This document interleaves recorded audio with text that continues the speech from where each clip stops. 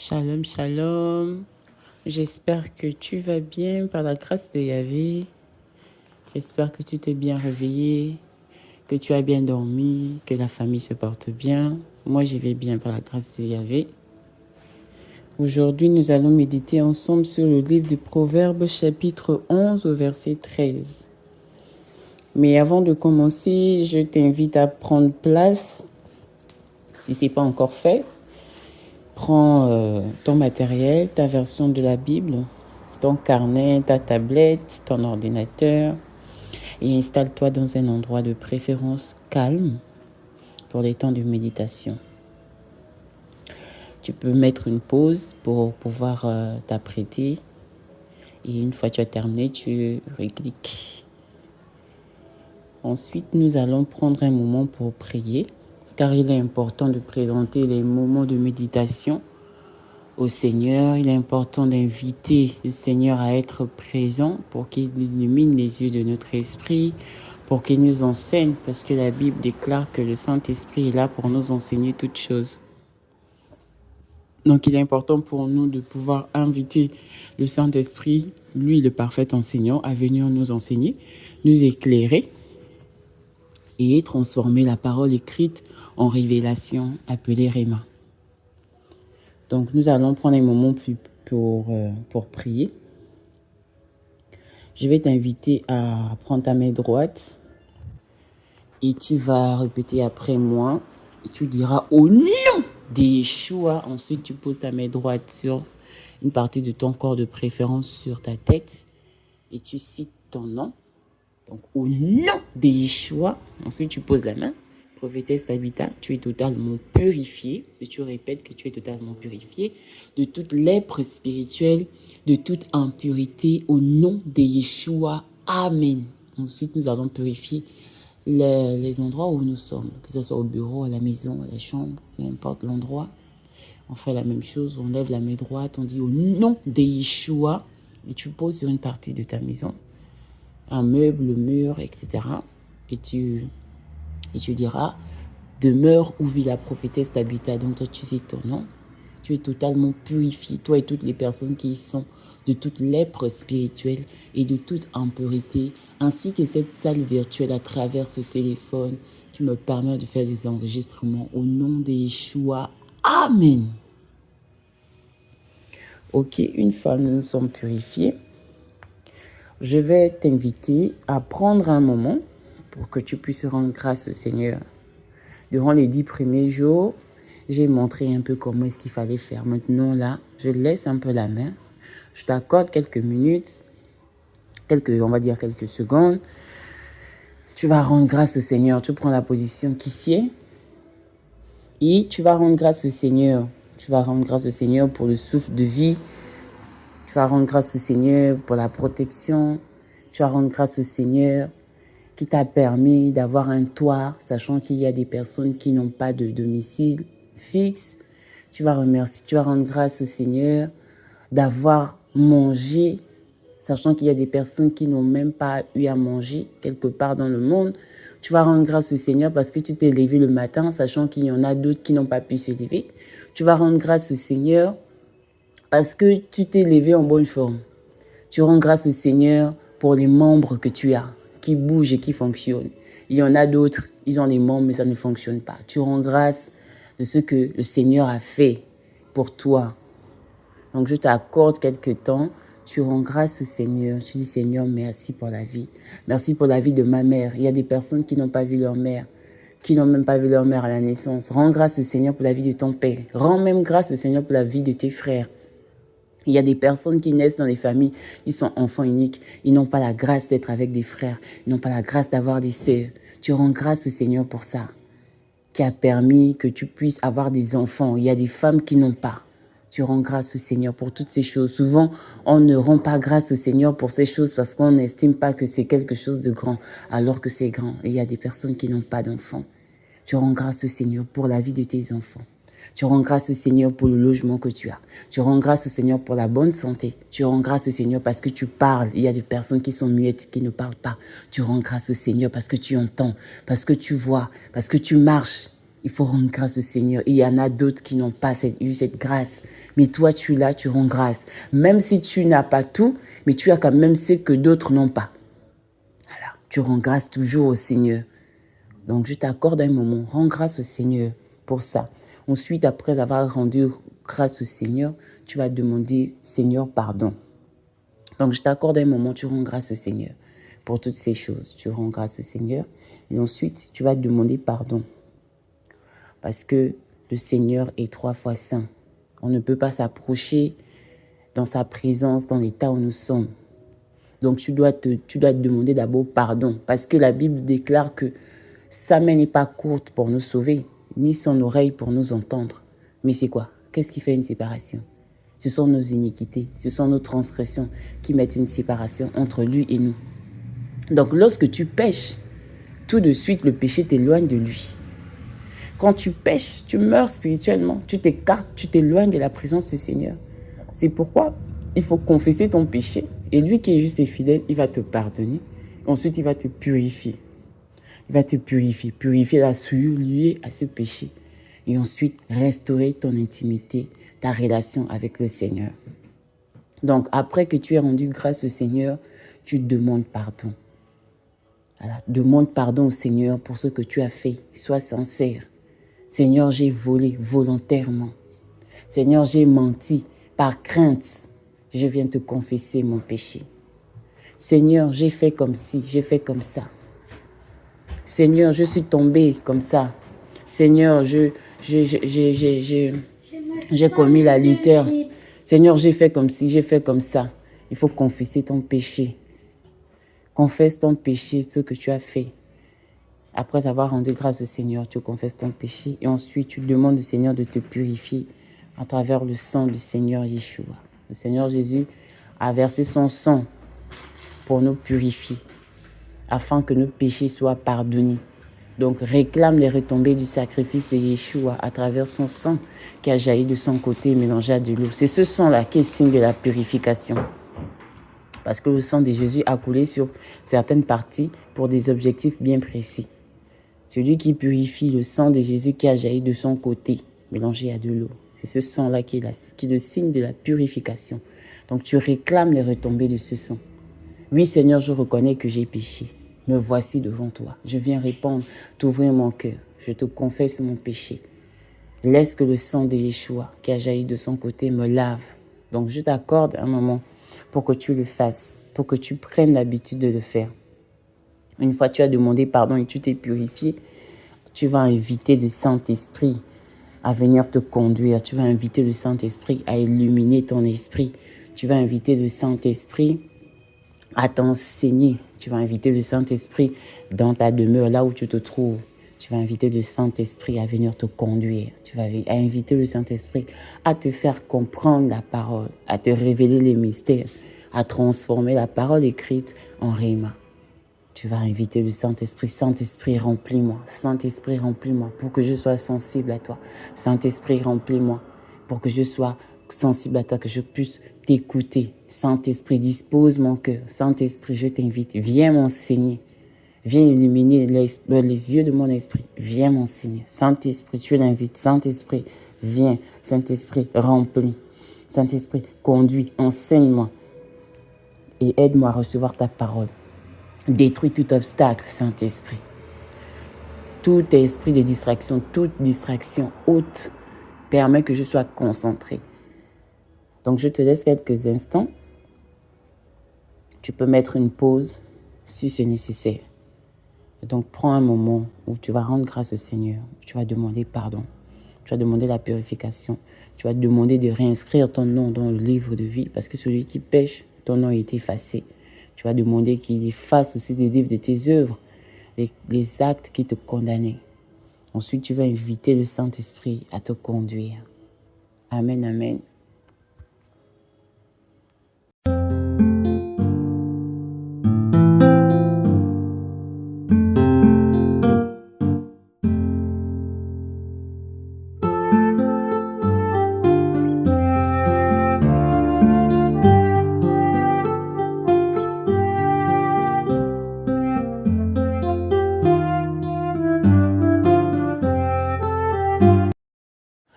Amen, amen, amen. Nous allons maintenant entrer dans la méditation de ce jour. Donc, elle porte sur le livre de Proverbes, chapitre 11, verset 13. Je vais lire la parole du Seigneur. Proverbe 11, verset 13. Celui qui répand la calomnie dévoile les secrets, mais celui qui a l'esprit fidèle les garde. Dans la version Louis II. Je vais dire pour une deuxième fois. Celui qui répand la calomnie dévoile les secrets, mais celui qui a l'esprit fidèle les garde. Une troisième fois. Celui qui répand la calomnie dévoile les secrets, mais celui qui a l'esprit fidèle, celui-là les garde. Amen, amen, amen. Avant de pouvoir donner la pensée du Seigneur par rapport à ce verset, nous devons déjà chercher à comprendre qu'est-ce qu'on entend, qu'est-ce qu'on comprend par calomnie. C'est quoi calomnier ici? Est-ce que calomnier c'est critiquer? Est-ce que calomnier c'est colporter? Est-ce que c'est médire, etc. Dans le texte hébreu, le mot utilisé pour définir calomnie au sens strict, ce n'est pas seulement le fait de mentir, mais le mot se rapproche de rapporteur, quelqu'un qui rapporte, de colporteur, de quelqu'un qui va de personne en personne pour raconter des choses. C'est généralement quelqu'un qui parle beaucoup, qui répand des informations et qui ne garde pas ce qu'on lui confie. Donc il ne s'agit pas seulement de mensonges. Non, c'est pas seulement le fait d'aller dire des choses qui sont fausses, mais c'est le fait de ne pas être discret. Le fait de trahir la confiance de l'autre. Et le Seigneur, il condamne ça. Donc cette personne, elle parle généralement beaucoup. Elle dit beaucoup de choses. Elle ne garde rien. Et en faisant ça, elle trahit la confiance des autres parce qu'elle expose les autres. Et le résultat, c'est quoi? Les conflits. Elle détruit, oui, par sa façon de faire. Or, à l'inverse, la personne fidèle, elle garde les secrets. Donc ce matin, le Seigneur oppose deux attitudes de personnes. Deux types de personnes. Celui qui répand, donc celui qui parle beaucoup, qui divulgue, et celui qui garde, donc celui qui a l'esprit fidèle, qui est digne de confiance. Donc le verset oppose deux types de personnes. Et le mot répandre ici montre que la personne ne maîtrise pas sa langue. Elle diffuse facilement des informations. Et garder ici, c'est quelqu'un qui a de la retenue. Nous sommes d'accord, qui est loyal. Donc lorsque tu dévoiles, une personne qui parle trop finit souvent par faire les deux choses. C'est-à-dire non seulement calomnier, mais aussi dévoiler les secrets. Révéler ce qui est confidentiel. Utiliser les informations pour nuire. Donc le Seigneur nous montre ici que la fidélité ne se voit pas seulement dans les grandes choses, mais aussi dans la gestion des paroles. Une personne fidèle sait se taire. Elle respecte ce qui lui a été confié. Elle protège la réputation des autres. À l'inverse, la personne qui calomnie, qui n'est pas animée de l'esprit de fidélité, est une personne infidèle. Elle ne sait pas garder. Elle parle facilement. Elle trahit. Parfois même sans s'en rendre compte. Donc dans ce passage, le Seigneur oppose non seulement deux attitudes, le fait de répandre et de garder, et il montre que celui qui répand la calomnie est quelqu'un qui parle facilement. Elle divulgue, elle expose, elle ne maîtrise pas sa langue. Et elle finit par trahir les secrets qu'on lui a confiés. Mais celui qui a l'esprit fidèle, ça veut dire que si tu calomnies, tu es animé d'un esprit infidèle. Celui qui a l'esprit fidèle, il garde, il protège, il préserve, il respecte la confiance de l'autre. Et le Seigneur nous enseigne ici que la fidélité aussi se manifeste dans notre capacité à garder les secrets. C'est vrai, on voit la fidélité seulement dans le couple, oui, le fait d'être fidèle envers l'autre. Mais il y a aussi la fidélité dans les secrets, la fidélité dans ce qu'on te confie, C'est pas tout ce qu'on te confie que tu vas prendre et puis tu vas aller propager. Il faut savoir être fidèle à ce qu'on t'a dit. Il y a des choses qui ne doivent pas être entendues des autres. Il y a des choses qui doivent rester secrètes. Donc une personne qui parle mal des autres est souvent une personne qui ne sait pas garder ce qu'on lui confie. C'est pourquoi nous devons faire attention à ces deux choses. À qui nous confions nos secrets et quel type de personne nous-mêmes nous sommes. Eh oui, on peut être aussi une personne qui calomnie. On peut être aussi une personne considérée infidèle. Alors nous devons veiller si nous-mêmes aussi ne sommes pas une personne qui ne savons pas garder des secrets, qui calomnions, qui diffusons des secrets. On doit aussi veiller sur ça. Est-ce que nous sommes fidèles? Est-ce que nous sommes animés d'un esprit fidèle qui nous permet de garder des secrets ou pas? Il ne s'agit pas seulement des autres. Donc oui, calomnier, c'est dire du mal de quelqu'un dans l'intention de nuire. Souvent, on cherche, souvent on déforme même, en exagérant même parfois la vérité. Des choses que toi-même tu n'as même pas entendues. Tu commences à dire que non, tu expliques comme si c'était même toi-même qui étais là. Donc oui, c'est dire du mal dans l'intention de nuire.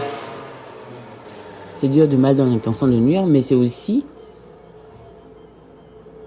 le fait de trop parler et de ne pas pouvoir garder le secret. Donc ici, il révèle quelque chose, calomnie, c'est-à-dire dire des choses dans le but de nuire à la vie de l'autre, mais aussi le fait de ne pas garder ce qu'on te confie comme secret. Tu divulgues, tu propages. Donc on doit veiller sur ça. Et la fidélité ne se limite pas aux grandes choses seulement, aux grandes actions. Elle se manifeste aussi dans les petites choses, la capacité à garder les secrets.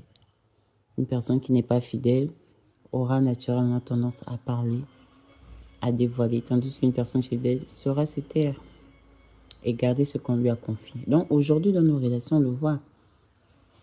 Nous avons souvent tendance à confier des choses importantes sans même discerner à qui nous parlons.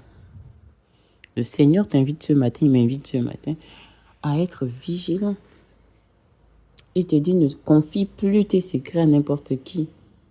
Observe d'abord la personne. Est-ce que cette personne-là à qui tu veux confier ton secret, cette chose importante, est-ce que cette personne parle des autres déjà devant toi?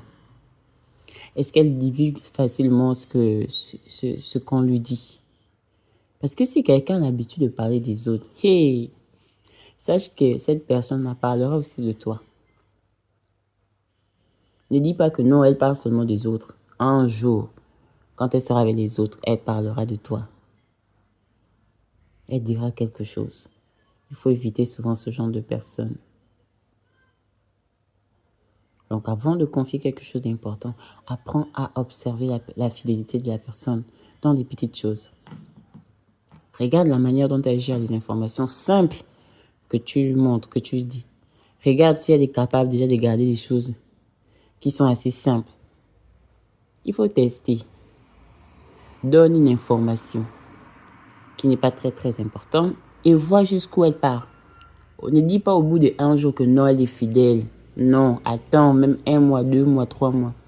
Donne une information que tu es sûr que bon, là je veux voir si la personne est capable de garder ça pour elle ou si elle va divulguer. Il faut tester comme ça avec des petites choses avant de pouvoir confier des grandes. Amen. Parce que la manière dont elle va gérer ces simples choses-là te montrera que non, cette personne, elle est fiable ou pas. Donc ce verset ne parle pas seulement aux autres, mais il nous parle aussi à nous-mêmes.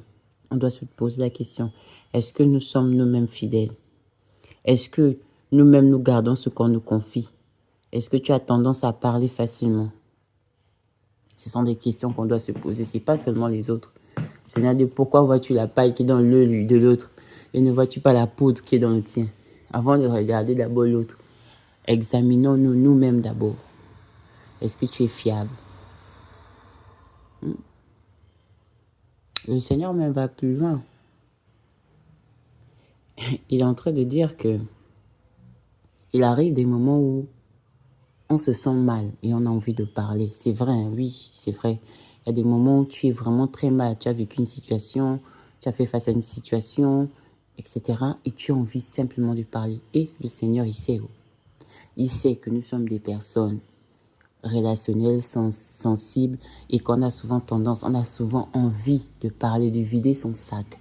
Il est conscient. Mais Ngongol, pardon. Avant d'aller confier la chose que tu veux dire, demande au Saint-Esprit. Saint-Esprit, là, mon sac est chargé. Si tu n'as pas l'habitude de venir déverser ton sac devant le Saint-Esprit, peut-être que ce n'est pas une habitude. Demande-lui. Tu dis, Seigneur, là, la chose là, ce qu'on vient de me dire, là, ce qu'on vient de me faire, ce que je viens de vivre, j'ai envie de dire à quelqu'un, il sait. On ne peut pas garder tout en soi. On a parfois besoin de vider. Et l'erreur qu'on fait, c'est que quand on est débordé, il suffit seulement qu'une personne vienne nous poser la question. Ça va. Et quand tu es déjà au bout, ça, tu te rends compte. La personne commence à te raconter tous ses problèmes. C'est monté haut, c'est descendu haut. Oh, Jaco, Benoît, oh. Tu sais, moi là, tu regardes. Quand tu sais que, ah oui, la personne là, elle avait de quoi vider son sac.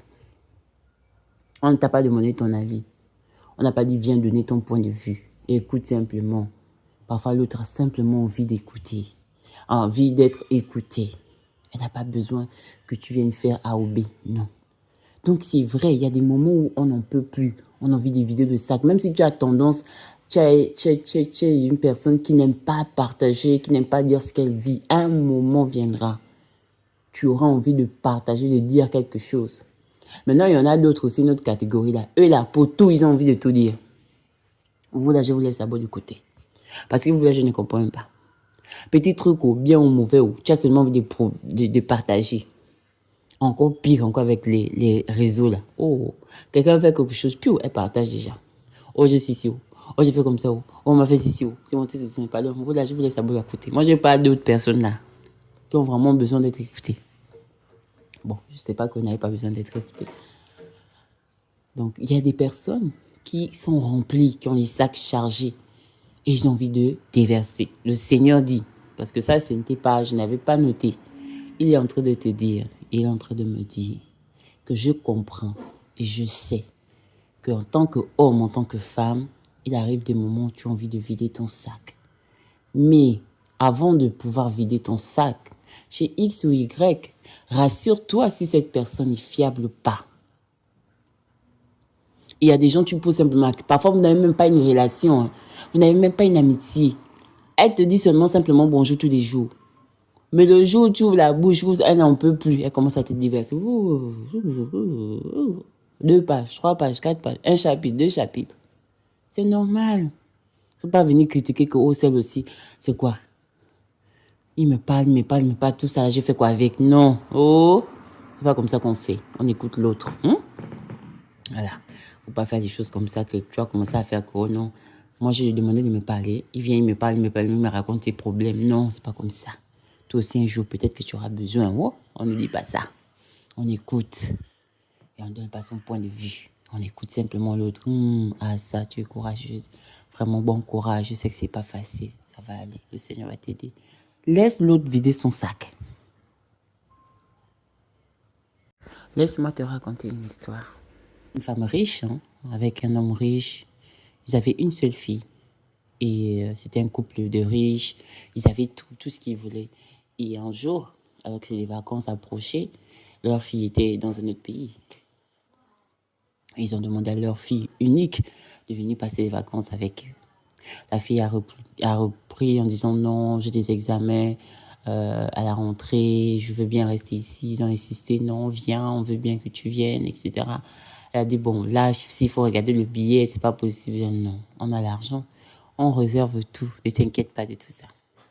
Donc, ils ont tout fait, ils ont réservé, la fille est venue. Maintenant, sur le chemin, en sortant, il y a eu un accident de voiture. Le père et la fille meurent sur le champ et la femme reste en vie. Elle est sur le choc et Étant donné qu'elle avait déjà réservé, vous savez, des choses, des personnes qui ont l'argent, ils sont bien. Hein. Donc, ils avaient déjà réservé je pense, un chalet ou un château, mais un endroit où elle va aller se détendre, etc. Passer du temps entre femmes d'affaires. Et donc, elles ont dit, étant donné qu'on avait réservé, la situation arrivée, voilà, pour te permettre un peu de changer, de t'évader un peu, on va dire comme ça, de changer un peu, de te permettre de ne pas rester focalisé sur la perte de ton mari et ta fille. Viens, on va passer un moment entre nous. Et, pardon, la femme a accepté. Étant donné qu'elle était seule, donc elle était vraiment en dépression. Bon, elle s'est dit, mais si j'avais écouté ma fille, elle serait restée, elle ne serait pas morte. Certainement mon mari non plus. Donc elle s'en voulait carrément d'avoir perdu et sa fille et son mari, et le fait d'avoir insisté à faire venir sa fille. Donc durant leur week-end, leur séjour, hein, dans cet endroit-là, la femme se mettait à parler, reparler. Ça n'avait même pas encore fait même 3 mois. Je pense que si c'était trop, c'était 1 mois que la situation arrivait. Elle ne faisait que parler de cette situation, ce qui est tout à fait normal. Tout à fait normal. Donc, elle ne faisait que rebondir dessus. Ah, si j'avais su, certainement ma fille. Et donc, à un moment donné, ça agaçait l'une d'elles. Les autres aussi n'en pouvaient plus, mais elles se sont retenues. Mais il y a une parmi les dames en question qui n'en pouvait plus, apparemment. Et elle a appelé l'hôpital psychiatrique, disant que non, sa copine devient folle. Ah, Seigneur. Quel type d'ami marche avec toi? Donc, tu ne sais pas qui peut arriver. Des moments où l'autre est mal et elle n'a besoin que de tes oreilles. Donc, tu ne peux pas comprendre que l'autre est dans un état de choc, même si ça fait 1 an. Perdre un enfant. Et l'enfant unique, dans quelles conditions? Sachant que tu avais certainement la possibilité de faire en sorte que ça n'arrive pas. Surtout là, elle se remettait en cause. Parce que si seulement j'avais laissé ma fille. Au lieu de compatir, au lieu de... Oui, ça peut être fatigant. Moi, je dis, l'amour supporte tout. Ça, c'est quel type d'amitié? C'est quel type d'amour? Je ne suis pas là pour juger. Mais l'amour supporte tout. Tu appelles l'hôpital pour qu'on interne l'autre. Non seulement elle perd son mari, elle perd son enfant. Toi, tu viens encore mettre en quoi l'hôpital? Là-bas, on va te donner les médicaments. Elle part là-bas pour mourir à petit feu. Et la femme était là, comme ça, elle ne parlait plus. Elle est dépassée. Et elles disent non, on va sortir. Elles ont programmé, on va aller quelque part. Ok, sortent. Arrivées là-bas, elles vont à l'hôpital. Et la dame demande que, mais on part où là? Non, viens, t'inquiète. On va aller quelque part, machin, tu m'accompagnes. Elle avait déjà alerté. Et arrivée devant, elle voit comment on est en train de l'attraper. Elle dit, mais qu'est-ce qui se passe? Donc le fait qu'elle réagisse pour dire que, mais qu'est-ce que vous me faites? Je ne suis pas malade, j'ai pas un problème. Et là, on lui dit, ah voilà, on confirme, elle est vraiment malade. Elle est vraiment malade. Et la femme se retrouve comme ça. Elle ne sait plus. Elle a tendu son oreille. Elle a simplement parlé. C'est pour dire qu'il peut arriver que ta soeur, ta collègue, ton ami, quand même par amour, parfois, il y a des gens qui viennent et te parlent. Tu sens que la personne est en train de déborder. Mais mets-toi à la place. Dis-toi que certainement, la personne a besoin de vider son sac. Pas qu'elle vienne te fatiguer. Elle a simplement envie de vider son sac. Tu me diras, oui, il y a des psychologues pour aller déverser tout ce qu'elle a. Mais nous sommes là pourquoi alors? Tu es dans sa vie pourquoi? L'amour supporte. Tu peux comprendre que, ma copine, elle est dans cet état. À cause de ça, certainement, il y a une situation. Écoute, même si c'est 2, 3, 4 jours, écoute simplement. Tu ne sais pas si toi-même un jour, tu vas te trouver dans une situation, tu auras besoin qu'on t'écoute. L'amour va t'amener à... Déjà, même une fois, tu vas écouter d'autres. tu vas sentir que certainement cette personne a besoin d'aide. Certainement cette personne a besoin d'être écoutée. Je ne parle pas des gens qui viennent pour parler tous les jours. Non, il y a des personnes vraiment, elles traversent des situations difficiles et elles ont besoin d'une oreille. Et lorsqu'on te donne l'information, ne prends pas pour aller commencer à propager. Voici ce qu'Antoinette m'a raconté. Tu aurais cru. Mais qui t'a demandé ton avis? Donc c'était une parenthèse. Si quelqu'un, tu remarques que quelqu'un dans ton entourage, depuis quelques jours, là, ne fait que venir au téléphone tous les jours, la personne te parle, te prend même 2-3 heures. Tu peux dire à la personne que, ah bon, là, je vais aller faire X, je vais aller faire Y, on se reparle plus tard. Après, je sais qu'il y en a pour qu'elle te lâche, là, c'est difficile. Tu vas même dire que non, là, je sens que tu fais quelque chose, elle continue encore à parler. Mais c'est pour un temps, ça va passer. Ça va passer. Donc, avant de pouvoir donner une information, rassurons-nous d'abord. À qui nous confions ce secret? À qui? Donc, il y a cette catégorie de personnes-là où des gens ont envie de dire des choses, il faut garder. On vient te confier quelque chose, apprends à garder ce qu'on te confie. Ce n'est pas tout ce qu'on dit. Rassure-toi si la personne-là est assez mature. Parce que quelqu'un aussi peut venir te donner une information. Il faut savoir dissocier la personne et l'information. Si tu mélanges les deux, ça ne va pas aller. Et c'est là où vient la calomnie. Le colportage, la médisance, les murmures, les critiques, c'est là. Tu n'as pas dissocié la personne de la situation qu'elle t'a racontée. Tu as mélangé les deux. Si d'autres viennent te raconter quelque chose qui compromet, au lieu que tu viennes juger ou faire quelque chose, non, dissocie la personne et de l'action qu'elle a posée. Peut-être l'action est mauvaise, mais elle ne se limite pas avec la personne. Il faut savoir faire preuve de maturité, savoir écouter les autres, savoir garder des secrets. Ce qu'on te confie, garde. Il faut aussi que nous-mêmes aussi nous nous examinons. Est-ce que nous sommes fidèles? Est-ce que nous sommes animés de l'esprit de fidélité qui nous permettra de garder des choses? Donc avant de pouvoir t'ouvrir à quelqu'un, rassure-toi si cette personne est la bonne. Le Seigneur, il sait que nous avons besoin de discuter, nous avons besoin de parler. C'est vrai, c'est important. Mais avant, demande-lui, Saint-Esprit, j'ai besoin de vraiment vider mon sac. Ce que je fais avec mon ami, c'est ce qu'on fait souvent. Coucou, je viens vider. Ok, vide. La personne écrit, vide. Tu ne lis pas. Tu reçois seulement ces messages. Tu ne lis pas.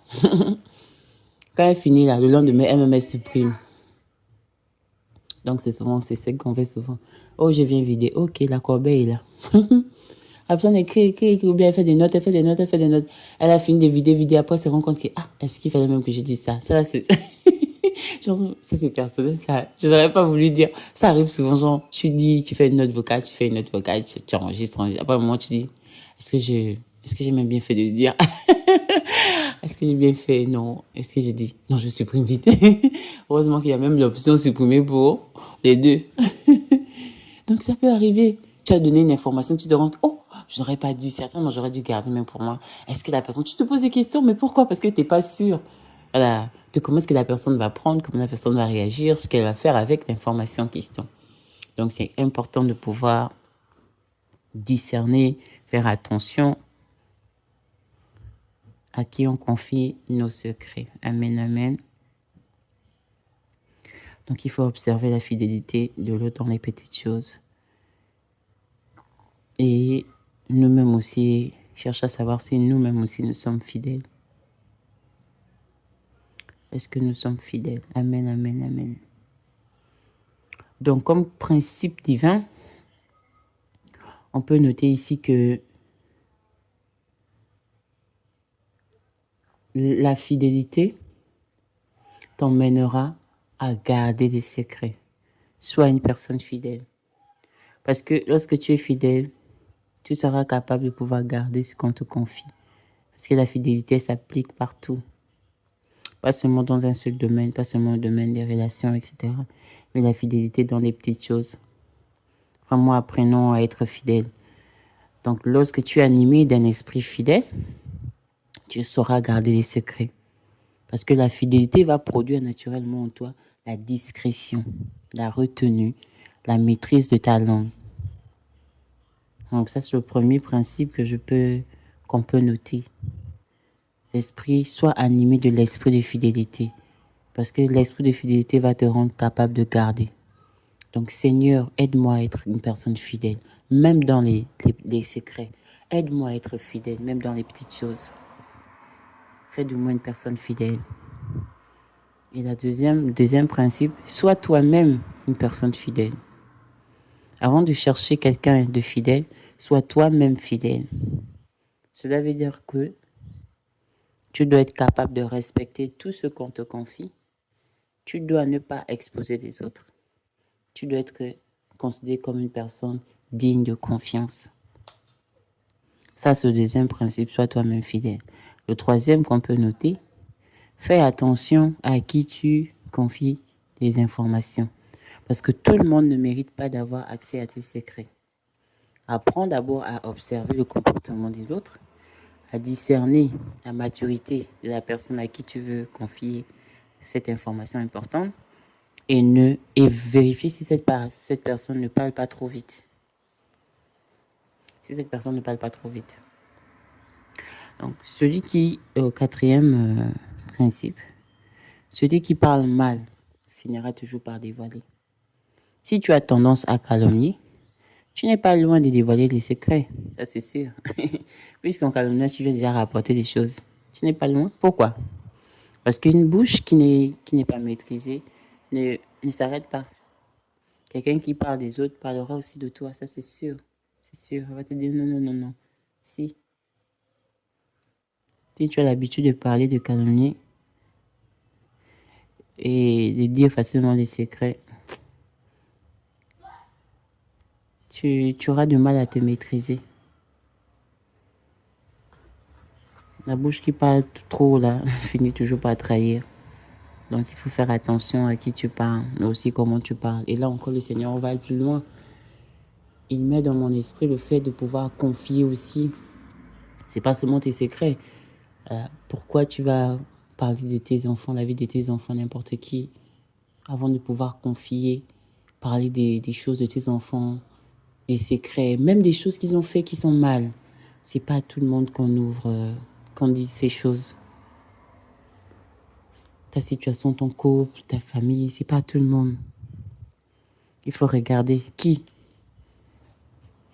Il faut regarder qui. Ta famille, à qui tu vas aller parler. Oui. Souvent, ça arrive, tu es en couple, là, tu es avec ton tu es avec ton fiancé ou ton jeune mari. Ou peut-être déjà vous êtes marié, hein. Tu as toujours tendance à parler des choses de la famille. Non, fais attention. Fais attention. Oh, mon oncle, c'est ceci. Oh, ma tante a fait ça. Oh, mon petit frère, il est comme ça. Oh. Tu viens de dévoiler toute la famille, on n'est que nus. Devant le beau-frère. Tu es venu tous nous dépouiller là-bas. Donc, faire attention. Ne pas raconter des choses de tes enfants. C'est vraiment, il faut apprendre à garder, avoir son jardin secret avec ses enfants, sa famille. Même si ton enfant a mal fait, tu vas commencer à lui raconter. Oh, Pélagie, oh, regarde ce que ma fille a fait. Tu crois que Pélagie, elle est fière? Non? Et après, les gens vont garder ce souvenir-là, même si ta fille a changé, ils vont toujours garder ce même souvenir. De même qu'avec les couples. Il faut commencer à les raconter. Tu ne sais pas à qui tu es en train de dévoiler ton secret ou cette information importante. Oh, est-ce que tu savais que mon mari est comme ça? Oh, est-ce que tu sais que ma femme, elle est comme ça? Tu pars vendre. Que le Seigneur nous aide à vraiment retenir nos bouches, à ne pas répondre des choses qu'il ne faut pas à n'importe qui, aux gens qui ne sont pas fiables. On ne va pas dire n'importe qui, mais aux gens qui ne sont pas fidèles. Amen. Donc le Seigneur t'interpelle. Fais attention à qui tu racontes des choses de ton foyer, de tes enfants, de ta famille, ta situation, que ce soit ton travail, que ce soit toi-même ta santé. À qui tu racontes? Qu'est-ce que tu dis? Tout le monde n'est pas susceptible d'écouter et de savoir ce que tu vis. Confie-toi au Seigneur. Prends l'habitude aussi de parler au Seigneur. Et donc, tu peux prendre rendez-vous. Seigneur, vraiment, j'ai vraiment envie de te dire ce que j'ai là. C'est pas qu'il ne sait pas. Et ça te permet de développer ton intimité avec le Seigneur à une autre dimension. Tu dis, Seigneur, j'ai vraiment envie de parler. C'est comme tu viens là, tu dis, Seigneur, tu m'as, j'en peux plus. Voilà la situation, voilà. Tu déverses, il a dit, déverser tout. Tu déverses, voilà, je viens, j'ouvre mon sac. Je ne veux pas aller me confier à XY parce que je n'ai pas confiance, mais je viens vers toi et j'ai besoin que tu me donnes ta paix, que je sente que tu m'as compris, que tu me combles, que tu sais de répondre à mes inquiétudes, etc. Et tu vas voir la suite. Donc, si tu n'as pas tendance à faire ça, tu peux essayer.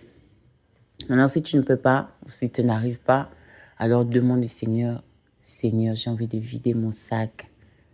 Amène-moi quelqu'un. Et tu verras que quand tu as fini, tu n'auras même pas terminé ta prière. Que quelqu'un viendra, coucou, ça va? Il faut savoir que c'est la personne là. Coucou, tu vas bien? C'est que, ah, ça va. C'est comment ça va là? Il y a quoi? Ah, il y a ceci, il y a cela, il y a ceci, cela. Ah, ok. Et là, tu vas voir, si tu sens que tu es conduit avec la paix, il faut savoir que non, c'est la bonne. Amen. On va s'arrêter là. Et donc, la méditation étant terminée. Et après, bon, pour la planification de l'obéissance, chacun planifie l'obéissance. Planifier l'obéissance ici consiste à mettre en pratique ce que le Seigneur nous a dit. Il nous a dit ce matin qu'il faut qu'on fasse attention à qui nous confions nos secrets, des choses importantes, et à nous-mêmes être aussi des personnes fidèles. Donc, l'obéissance, planifier l'obéissance, c'est quoi? C'est déjà vérifier, s'examiner soi-même. Est-ce que je suis fidèle? Toi-même, tu sais, tu vas t'examiner, tu verras si, ah non, là, je n'ai pas été fidèle. Et prier toujours que Seigneur, donne-moi un esprit fidèle. Fais de moi une personne fidèle, même dans les petites choses. Ça, c'est planifier l'obéissance. Tu planifies selon ce que tu as compris, que tu dois rectifier en fonction de la parole que tu as reçue ce matin. Que oui, je dois faire attention à qui je confie mes secrets. Seigneur, donne-moi le discernement, la sagesse. Et fais aussi de moi une personne mature, capable de pouvoir garder les secrets. Ça, c'est vraiment dans ta planification de l'obéissance. Donc, ceci étant terminé, il n'est pas normal de terminer la méditation sans pouvoir prier, présenter au Seigneur la suite. Parce qu'il t'a enseigné, il m'a enseigné ce matin, et il faut mettre en pratique l'enseignement qu'il nous donne. Mettre en pratique sa parole. Donc, je vais t'inviter à prendre un moment où tu vas remercier le Seigneur déjà pour sa présence. Tu vas remercier le Seigneur pour ce qu'il t'a enseigné. Tu vas lui demander de t'aider à mettre en pratique la parole que tu as reçue. Et tu vas recommander ta journée entre ses mains. Donc, tu vas prendre quelques instants. Tu peux mettre sur une pause si nécessaire. Donc, tu prends un moment, tu présentes au Seigneur, tu te dis, Seigneur, merci d'avoir été là. Merci encore de m'avoir parlé au travers du canal. Merci encore de m'avoir interpellé. Merci. Je te confie maintenant mon cœur. Je te prie de m'aider à être une personne fidèle, à savoir garder les secrets. Et tout ce qu'on me confie, à ne pas aussi être une personne qui calomnie, etc., etc. Et tu lui recommandes ta journée, je te recommande ma journée. Puisses-tu encore m'accompagner, me conduire, me guider, me montrer la voie, le chemin à suivre, etc., etc. Donc, prends quelques instants. Tu mets la pause s'il le faut.